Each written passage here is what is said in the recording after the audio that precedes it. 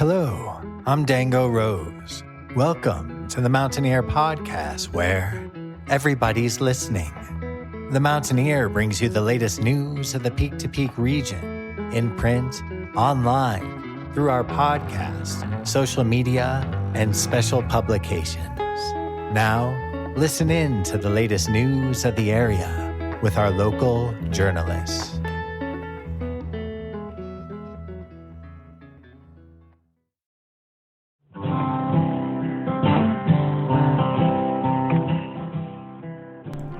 Welcome back to the Mountaineer Podcast, where everybody's listening. I'm Art DeVitalis. And I'm Cynthia Davis. Now, for this week's news. Our intro music was performed by Doug Armitage of Brightwood Music in Nederland. This episode is brought to you by the Very Nice Brewing Company, Mountain Man Outdoor Store, Hart's Tobacco, Brightwood Music, and of course, the Mountaineer newspaper.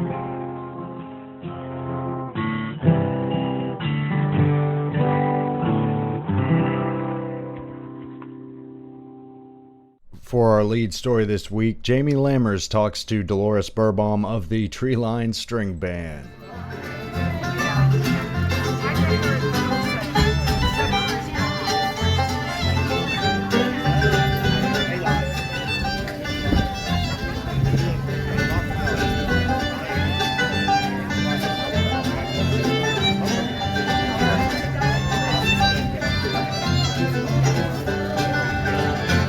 This week, I'll be interviewing Dolores Berbam, one of the members of the six-piece bluegrass band, the Treeline String Band.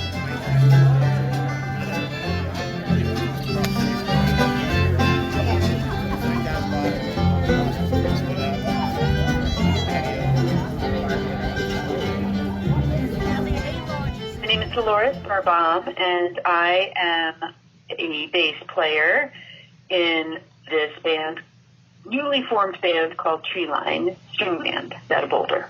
How newly formed is it, by the way? Good question. Well, we've all known each other for a long time, and we've all played with each other in various other groups, but this was our very first performance with just the six of us. We've been playing together pretty much every Wednesday since the beginning of the pandemic. We kind of did a lot of stuff virtually, and we shared a lot of music through Spotify and other, technological ways. But as far as playing, the six of us playing together in person, it's been about 2 months. Wow. Of practice. Mm-hmm. I was in a band with Annie, who's the mandolin player, and Tom, the banjo player. The music community, it's a small community, Jamie, and people, but there's a lot of overlap. And so I played in a group with them, and then I've also played with Steve in another group, Steve and Katie in another group. So it just kind of fell together in a really beautiful, organic way. I've run a bluegrass jam down at the Boulder Adventure Lodge for probably 4 or 5 years now. And what that was, every week I would show up with my bass and invite whoever wanted to come and play. And it was really fun. We decided that if we just kept it small, we could continue to play. So in the beginning of the pandemic, we did play together a few times outside down at the A Lodge, and we really just loved it. We all were really grateful for each other and feeling like playing with a small group was actually a lot more fun than playing with a big, wild, open group. So gotcha. Then when things really shut down and we couldn't be in person anymore, we just kept in touch with each other very tightly, through electronically. And I know you mentioned in the live show that you guys did these kind of pandemic jam sessions. So can you explain a little more about what that entailed? Sure. It was really fun because, I'm not very technologically savvy, but a couple of people in the group are, and kind of all just helped each other. And there are some amazing things that you can tap into to help. And one of them, Spotify. We would share playlists with each other and say, hey, there's this really great song I want to learn. Let's take a listen to it. So one guy he called it the Pandemic pickers practice list, I think, or something like that. Pandemic pickers practice list. And so we would all listen to the same version of a song, and so we could practice it on our own, so that when we came back together and played live with each other, we were all familiar with the same version, because very often there are many different versions of one song and played in different keys, so it's important to have the consistency up front, so that we're all playing the same thing. So we used Spotify, and then there was this other great tool called Strum Machine, which is like it's an app you can get, and it plays a song, but it just plays the beat, and you can pick your instruments. It's got mandolin, bass, and guitar. And so as a bass player, I would shut off the bass, and so I would just be listening to the guitar and the mandolin, and I would just play along on my bass with it on my computer. That's my practice, and other people were doing the same thing, So it was really effective, Jamie, because then we had like a beautiful Saturday in February, I think it was. And we're like, hey, let's get together in person for the first time. And we did, and it was amazing how easy it all felt. And I credit that to the technological pieces that we were able to use when we couldn't play with each other live. That's amazing. And it just, yeah, it was cool. It was very cool. So Strum Machine, and there was one other thing we were using. So you said that this band basically formed really organically because of the friendship you've had over the years. Annie and I have known each other for 20-plus years. Annie and Tom knew each other for 20-plus years. Tom used to own the Acoustic Coffee House, which was up in Nederland, where the temporary Kathmandu is now. Oh, wow. He used to run a jam up there many years ago, before I even knew him. I met him probably 5 years ago. Steve and Katie were in a band together. They've known each other a long time. I've known Steve. So probably all of us, between 5 and 20 years, we've known each other in various arrangements. Wow. That's amazing. 2 years. 2 years. We were at Rocky Grass together 2 years ago. We all camped together and had a ball. Gotcha. Mm-hmm. How long has your personal interest in music been a part of your life? Before kindergarten. Wow. Always loved music. Always been drawn to it. But never had the means to really study it seriously until I picked up a guitar when I was in 7th grade, a very cheap one that I bought at a yard sale, I think. And I honestly was as good on the guitar 10 years ago as I was in 7th grade. I don't feel like I've made any progress, but I had a great time. I mean, the guitar is a pretty simple instrument. You can get pretty good at it pretty quickly, and it's more of an accompanying instrument. Mm-hmm. I didn't really understand it technically, but I could play chords and sing, and that's what I like to do. And then I picked up the bass. I think it's been 8 or 10 years. And that was a life changer for me. It was 10 years ago. 10 years ago I picked up the bass. Kind of spontaneously. I had an opportunity to take some bass lessons from somebody, and I just latched onto that. And I haven't picked up any more since, really. It just fit well for me and my personality. From the show, you guys are also all pretty experienced singers. How long have you guys been interested in singing? Singing my whole life. Annie singing her whole life. Annie and I both started singing and playing guitar in our church folk masses when we were teenagers. So we have similar backgrounds, even though we didn't know each other until later. And then Steve, who's the mandolin player, is a singer-songwriter. He's written some amazing songs. He played one of them in the show, but he's got a library of ridiculous songs. He said he wrote over 20 songs during the pandemic. That's amazing. Good songs, and fun songs to play. Right. Yeah, Katie, Tom Scott. I don't know about those guys. I think there are, everybody does like to sing though. It's fun. So we sing in the low harmony, and in this one we scramble them all up. I don't know if you noticed, but we each sang probably the same number of songs as each other. Yeah. And then whoever knew the song and wanted to jump in and try a harmony fell into place.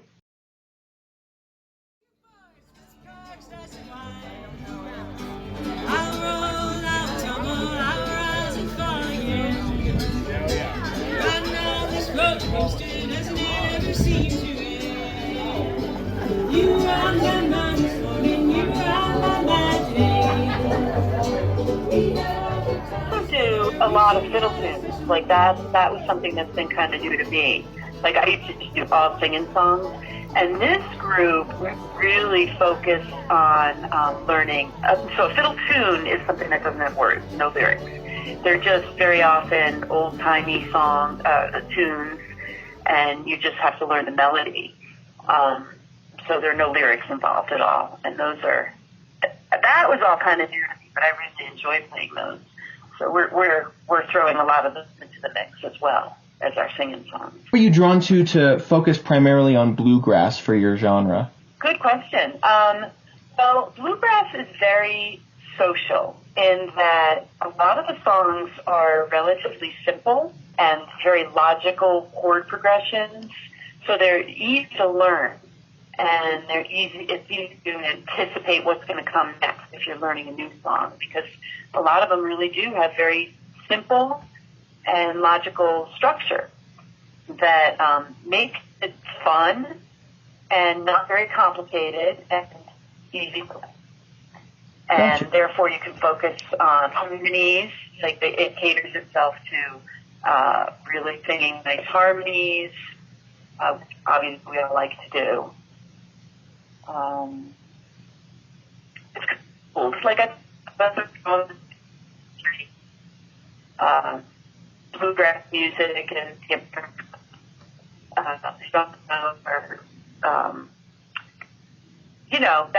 that actually roots itself in a lot of from Appalachia, where a lot of Irish musicians settled back in the 1800s. So it's evolved. It's an evolution of music, I guess, that is interesting to us or to me.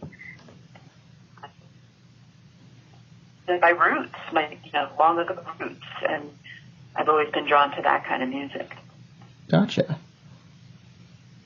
Fiddle tunes, like a lot of those old fiddle tunes, they're just very old, and they feel familiar. Mm-hmm. Yeah, they just feel really relaxing. Yeah. Yeah, even if you've never heard them before, they feel familiar, and I like that. Mm-hmm. That's a comfortable feeling. Yeah. Sweet. So where can we catch your band performing next? We don't have anything booked. Oh man, it's funny because this was really like a one-time thing, and after the show, this woman came up and said, "Oh, can you? I'm running this thing. Can you play?" None of us could do it because it conflicts with a festival weekend that we're all going to be attending. But we do play casually almost every Wednesday night at the Adventure Lodge on the corner of 4 Mile Canyon and Boulder Canyon. But that's not really, we don't like to think of that as a performance. We're really just kind of sitting around the fire, and guests or sometimes joining in, even sitting with us. Occasionally somebody will even pick up an instrument and join us. Gotcha. But as far as a performance like that, we don't have anything else booked yet, but we're all kind of like, wow, that was really fun. We'd like to. Heck yeah. Yeah. Thank you for doing this interview with me. This was awesome. Thank you for taking the time to take an interest in our band. I appreciate that. Thank you, Jamie and Dolores.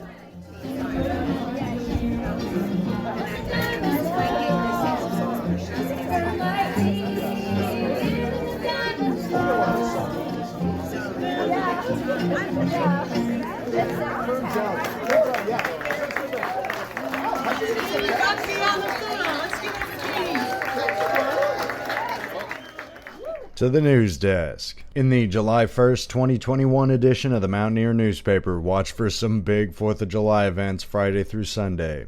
Pick up the paper at any of our peak-to-peak locations or purchase it online for $1.50. You can also subscribe online for just $6 a month through the new website.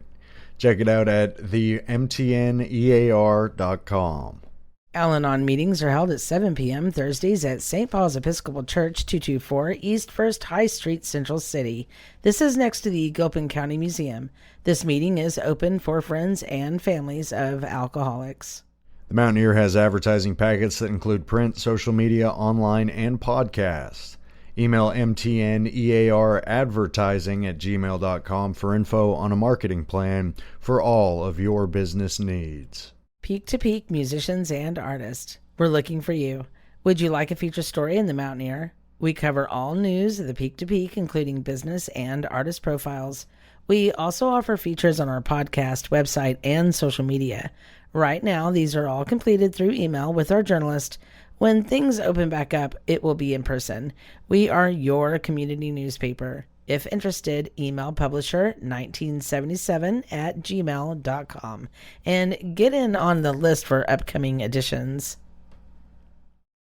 For our second story this week, we'll talk to Jessica Broadbent of Mental Health Partners. My name is Jessica Broadbent, and I am part of the Mental Health Partners community outreach team, specifically focused in the mountain community. So Mental Health Partners is based out of Boulder, but I've been tasked to immediately serve the Boulder mountain community. So I service from the Netherlands being my start point all the way up to Lyons. Because I personally live in the mountains. I mean, I live over in Idaho Springs, but it's always a lovely drive coming up that way. And interestingly enough, she thinks that COVID-19 or the tail end of the last year actually opened up the conversation on mental health. COVID has actually changed quite a bit. I started in a COVID-specific grant with Mental Health Partners where we were on the ground trying to make sure that folks, while we were experiencing COVID and kind of the thick of it, had support. And whether that was just somebody to chat with, they were having problems paying some bills or needed resources to help, make that happen. I was kind of the go-to. However, it was kind of difficult, of course, with COVID because I couldn't just go to the library and hang out. I couldn't have face-to-face interaction. So we facilitated a lot of things through Zoom. Of course, we're probably all Zoomed out at this point. But so we've tried to outreach in various ways, and it kind of then turned into me going on to the community health worker team, doing pretty much essentially the same thing, just a longer focus and more resource-based help, as well as, of course, the mental health aspect. And, I just want to point out with our services or with me out there, my goal isn't necessarily to get people to go to MHP directly. My goal is to make sure that people are okay. And if that means that, they go somewhere else other than Mental Health Partners, then that's perfectly fine with us. We're not pushing that. It's more about creating awareness and facilitating conversations about mental health because we've all been affected by it in one way or another, whether that be isolation, whether it's reoccurring of a substance abuse problem that maybe had not even reared its ugly head in years. I think the one positive thing about COVID has been that people are more apt to talk about mental health now. People understand that, we need companionship. And even those small interactions that we used to have at the grocery stores or, just going out to eat or, the small interactions that we had with coworkers sometimes, with that being taken away, it really isolated a lot of people. So my job was really to make sure that folks had the support that they desperately needed during COVID, even post-COVID at this point. We're all in this recovery mode. So being an outreach worker, generally speaking, before COVID happened, you could interact with the community in various different ways. Now I'm vaccinated as well as a lot of folks are vaccinated. And so, of course, the masks are loosening up. People are getting back out. People are eager and excited to get back out. Brings up the feelings that people have of, well, I just want to get back to normal. I want to get back to the way that it was before. And I don't know if anything can be back to the way it was before. We've become aware of things now. So, once you know something and once you're aware of something, it's hard to unknow that. So when we have mental health being so heavily stigmatized generally, and then we make everybody isolated and now nobody has support and trying to figure it out and navigate it, people are definitely talking with me more. They're not afraid of interaction with me. I hang out up at the farmers market once a month in Nederland there, and I really get to talk to a whole lot of people that are like, wow, I'm so glad you're here. I'm so glad that you're, I've got a friend that's experiencing this, or I'm experiencing this. I hear a lot more willingness to talk, a lot more willingness to listen, and it's definitely changed some of the conversations that I've had now post-COVID than what it used to be before. Before it was, oh, I'm fine, I'm good, I don't need therapy, I don't need anything, I'm good. When in reality I knew they weren't, but nonetheless, I think that awareness and being ready and open to talk about mental health is, I think, really the key factor. And here's where you can find out more online. Like, are you okay? Don't tell me you're fine. Are you okay? How are you doing? How are you navigating this? And just really being active and knowing that people know that's around. The Mental Health Partners website is a wonderful resource for that. We have a whole list of all of our offerings, and that can be found at mhpcolorado.org. And in there are podcasts that we've been talking about mental health. They've created a YouTube channel, and also there's a whole area on the outreach workers. We're located in Boulder and Broomfield counties. I'm the only mountain outreach worker at this time, so my information's on there as well, what we're offering. So it's a pretty comprehensive, as well as if you find you might be in need of services, don't hesitate to reach out, because Mental Health Partners is very proactive with wanting to make sure that folks have access to care, regardless of ability to pay, regardless of insurance status. None of that really matters. The concern is, are you safe? Are you well? How can we help you? mhpcolorado.org is a good start to take a look at what we do. Facebook, we'll do games. We've done mental health wellness games. And then the other thing I do want to mention is, of course, as we know, we had the Table Mesa incident that shook us all. And we do have the Community Resource Center. So, because I know a lot of folks in the mountains have to go down the hill and go to the King Supers, and, I'm sure that there's plenty of them employed up in our area. So, the Resource Center has become a permanent fixture. They are going to be offering that for the next year or so, at least at a minimum. And you can find information on that on Mental Health Partners Colorado Facebook page, and also the website as well. They've got dogs there, the support dogs, and they have trained licensed professionals, and of course it's all free. So if you do find yourself affected by it, or a loved one, or friend, whatever that looks like, that was a really hard situation to have to go through. And Boulder is pretty tight-knit as far as trying to take care of each other. So mental health has really stepped up to try to make sure that they felt supported. Thanks, Jessica. We appreciate the input and information on what you do. The Levitt Street Market is open every Sunday from 10 a.m. to 2 p.m. in Central City. The market has several vendors offering fresh produce, pottery, jams, and jellies, JKQ, barbecue, and more. Stop by Central City to check it out. Brightwood Music in Nederland will restring and repair your favorite stringed instruments. Brightwood Music also carries many lines of all your favorite mandolins, violins, guitars, cellos, mountain dulcimers, basses, and bouzouki. Brightwood Music is a family-owned and operated business, and it's been a Netherlands staple for a little more than a decade. They're located at 20 East Lakeview Drive, Unit 109 in Ned, and you can give them a call at 303-258-8863. Find them on Facebook and give them a like at Brightwood Music. Dango Rose will be on sabbatical until July, as he's busy playing some of everyone's favorite music.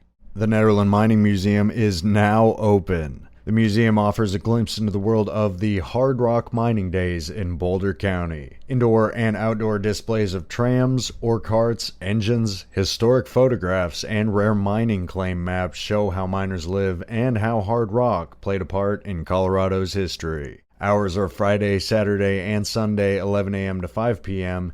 at 200 North Bridge Street in Ned.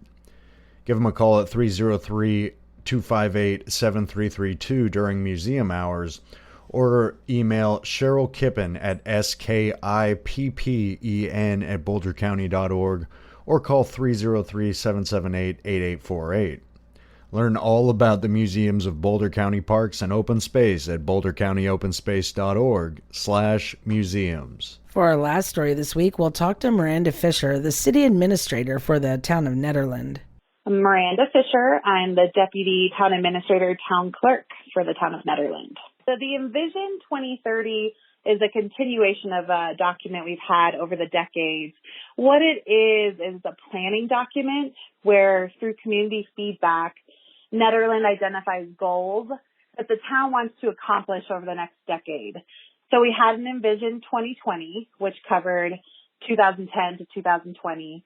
And now we're heading into that next decade and looking at what do we want to accomplish by the time we get to 2030. Gotcha. So how can citizens of Nederland participate in Envision? There is a series of ways, but what we have pushed out right now is a vision statement survey. So in Vision 2030, there was a subcommittee who worked on gathering feedback over the course of about 6 months and took all that information and drilled it down to very specific vision statements that we feel capture what the desires and interests are of the community for the next decade. That information is on our website. And so we'd ask that the community go in, take a look at those vision statements, and tell us what you think. We ask that you rate it from whether you strongly agree or disagree with the statement, and then if you have additional feedback on how we could strengthen it. There are 7 different areas that we look for, or 8 that we look for feedback. So it's arts, culture, and education, community engagement, economic development, environmental sustainability, health, human and social services, housing, municipal government, and the last one's park, recreation, and open space. So those are really the themes that we've pushed out, and then the vision statements tie to those themes. Gotcha. So essentially you just gather as many statements from as many members of the community as possible and try to assemble them together. Yeah, I mean, everyone obviously has different visions for the future, and so we just try to drill down into what are the common themes amongst the feedback we receive, and with the goal of developing vision statements that at least mirror in some part the desire of the community as a whole. And when we use the term community, we're not even just talking Nederland. We're talking the peak-to-peak region, because there's so many people who live maybe in Boulder County unincorporated who really feel that Nederland is their home, where they spend their time. So we want to hear from anyone who has ties to our community and desires to see us grow and develop, and what that might mean for them over the next 10 years. And how do you think Envision 2030 is going so far? It's been a long process. We wanted to start last year, but COVID impacted that a little bit. But to date, we've been able to connect with just shy of 200 people in terms of getting their feedback, whether it be through our outreach sessions we had in April, or if they completed some of our kind of initial SWOT analysis surveys. It's been nice to connect. Now, that being said, 200 by no means represents our community.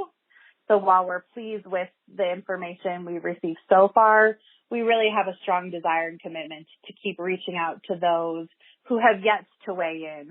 And we want to make sure everyone knows that their voice and their opinion really does matter to us, and we'd like to hear from them, whether it's through the survey, a phone call to town hall, an email to us, just some way to put out what their desires are for our community. Is there a specific amount of people you would want to reach for this program? I mean, I think in historical surveys, Nederland has always struggled to get community feedback. Our love would be, maybe a couple hundred more people. Ideally, 25% of our population would be a huge step forward in the fact that we typically have little engagement. And so there's, in Nederland itself, there's 1,500 people. And so if we could get 300 or 400 to weigh in, that would give us more data and more information to make sure that our vision statements are truly meaningful for the greater community. Gotcha. So what were some examples of some vision statements that you guys had for the last time you did this program? Well, that's a great question. I was not here then, but let me pull it up, because we are kind of playing off of some of these vision statements. So one specific one that kind of is carrying forward is that Nederland provides arts and culture, education, and community activities that include the entire community and provide opportunities for youth. And enhanced it for 2021 just to really drive home that arts and culture are foundations of our community, and that youth and the youth growing up in Nederland and the surrounding areas are important to invest in, to make sure they have the resources to be successful. And so we took that kind of initial 2020 statement and added a lot more to it to ensure success of arts, culture, and education in the future. Now, 2030 has gone through a series of revisions, but the goal is that once adopted by the Board of Trustees, those two will kind of be memorialized in a similar large poster and will be what guides even future planning documents, like our comprehensive plan is due for an update in 2023. And Vision 2030 in those statements will help to kind of guide the framework for how the comprehensive plan is developed. So when did you guys start collecting data for 2030?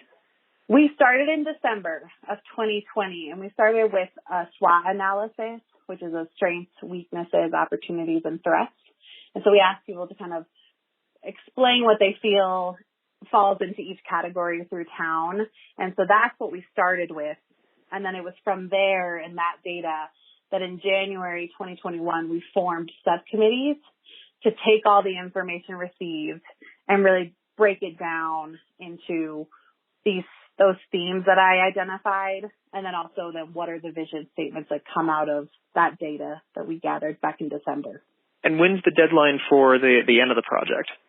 Well, so we're looking for feedback on the vision statements by July 9th with the goal of hopefully having the Board of Trustees review and adopt and approve in August. We'd encourage them to attend the meetings. If they go onto our town website under the calendar feature, they can see the date and time of all the meetings, and those are scheduled the week of July 12th. We'll have 7 different separate meetings that people can sit in on. In closing, for me, it's just really an ask that people get involved. And like I said, the survey is on our Envision 2030 page on our website. And people can also call or email or show up to any of those meetings to give their feedback. And we just love to hear from anyone who has a connection and a desire to see what the future goals are for the next 10 years. Thanks, Miranda and Jamie, for the information, and make your voice heard in the Envision 2030 process. And that's all for this week's episode of the Mountaineer Podcast. All editions of the Mountaineer Podcast are available on our website at themountaineer.com. Pick up this week's edition of the Mountaineer in print. And you can go online to www.themtnear.com to catch up on more local news. I'm Cynthia Davis. And I'm Art Devitalis. Until next time, thank you for listening.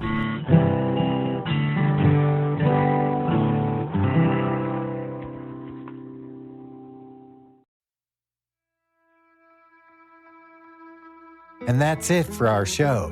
Subscribe online to get more access to more news, weekly updates to our community calendar, and a link to our YouTube channel by visiting themountaineer.com. Be sure to use the coupon code PODCAST when subscribing for a 10% discount, only available to our listeners. If you are in the local Peak to Peak area, be sure to pick up a print edition of The Mountaineer at a local business. I'm Dango Rose. Thank you for listening.